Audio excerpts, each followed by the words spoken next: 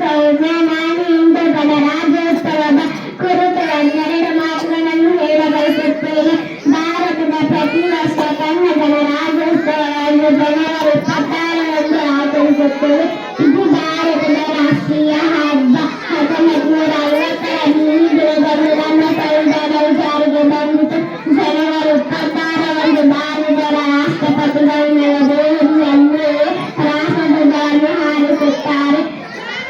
ಗಣರಾಜ್ಯೋತ್ಸವದ ಆಚರಣೆಯನ್ನು ಅತ್ಯಂತ ಅದ್ದೂರಿಯಾಗಿ ಮತ್ತು ವಿಜೃಂಭಣೆಯಿಂದ ಆಚರಿಸುತ್ತೇವೆ.